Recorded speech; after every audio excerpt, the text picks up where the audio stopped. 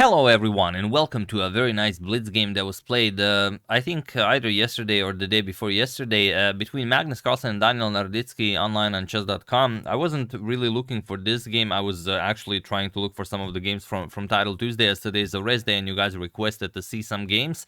But I saw in Magnus's games history that he has this game featured only 18 moves, and I was like, okay, what can happen in 18 moves in a London system? And you'd be surprised what can happen. This is a crazy game. You guys will love it, especially if you love playing the London system, and well, maybe even if you love playing against the London system, so you don't fall for something like this.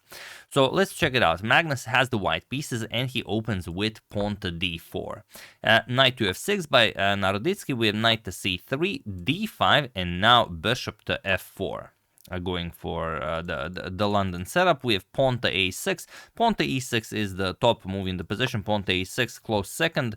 e3, and now pawn to h6. Now e6 here really should be played. h6 is not as common, but obviously something Daniel has prepared for blitz sessions. h4, we have pawn to c5 and knight to f3. And here there is a game where g4, bishop to g4 was played, but here we have knight to c6, and it is now as of move 6 that we have a completely new game, and already where our fun starts. We have knight e5 by Magnus, bishop to d7, and pawn to g4.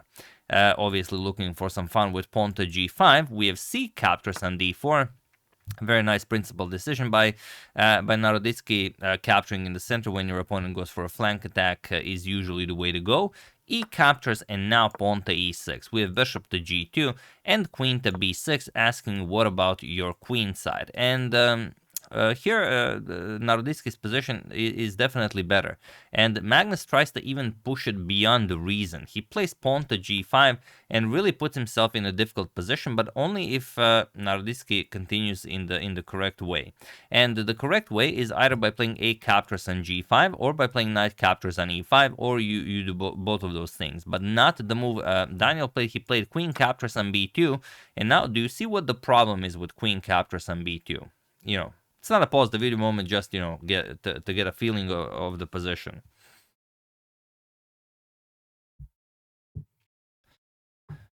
So the problem is Magnus has the potential for a nice rook lift here to defend his knight on c3, and that is exactly what he plays. And now rook to b1 could be very, very unpleasant.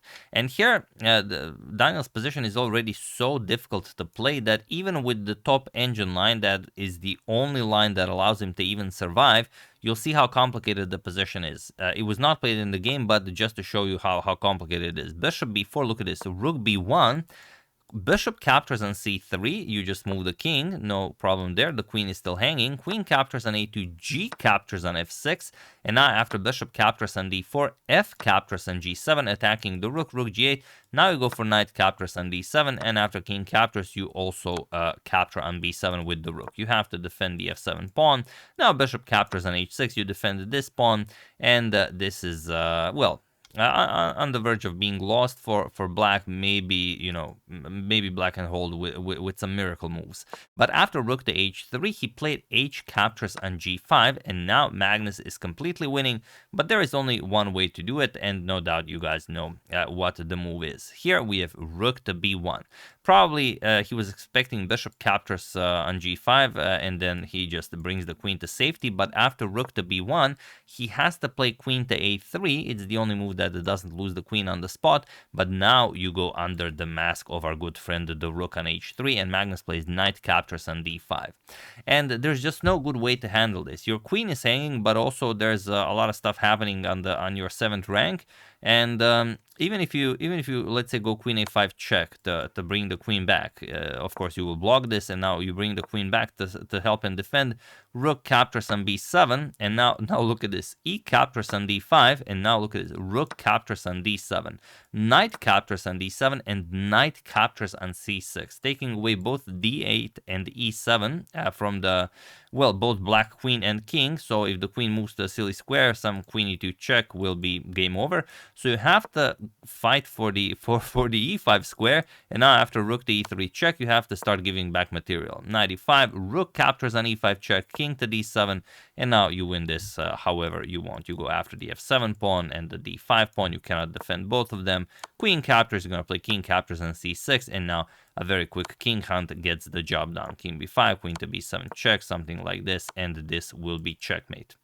So that is what's in store if you somehow try to keep the queen in the game. So Daniel tried queen captures on h3, and this also doesn't work, as now he will simply lose too much material. Knight to c7 check by Magnus, king to d8, knight captures on f7 check, now with the fork here, and also the bishop defends the knight, king to c8, and now bishop captures on h3, and there's nothing more to be done here. Daniel does capture the bishop here, but Magnus captures the rook, and he was in this position on move 18 that DanielNaroditsky resigned the game, as there is nothing more to be done here. And what's interesting is that even though it's a 3-minute blitz game, they both used only a minute on the clock, as you can see here, 2 minutes, 3 seconds, 2 minutes for Naroditsky.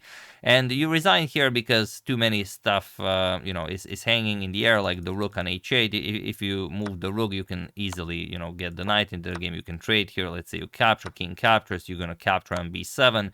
King wherever, doesn't really matter. You will go knight g5, put pressure on e6, also defend the bishop here, and there's just no good move. Like knight d8, okay, you defend, but now the queen comes into the attack, and there's no, you have a bishop for a queen, so it's not really, that anything is happening here. And for those of you who like it when I finish the games, you can easily go for a nice infiltration here. The king is stuck here, and there's not much you can do, like knight d7, still queen to c6. Bishop captures on g5, you can even give up the knight, it's not important. Bishop captures on e6, and now everything falls apart here, like rook h1. You can give a few more checks, but that's it. Once you're done, you're going to have to play a move, and now you go for a simple checkmate, as the knight is still pinned. So yeah, beautiful stuff by Magnus, unlike anything we've seen in the London system so far. But a couple of cool moves being played, and after g5, Naroditsky not taking advantage of his position, as he was much better here.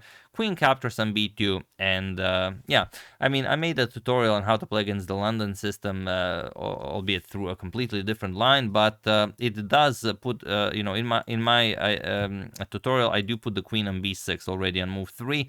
And it's almost never possible to capture on b2 against the London. There are some lines where it is, but mostly it is not. If you haven't seen that tutorial, will be the first link in the description below, so do check it out. It's also available on Chessable, but I guess Chessable is not around anymore.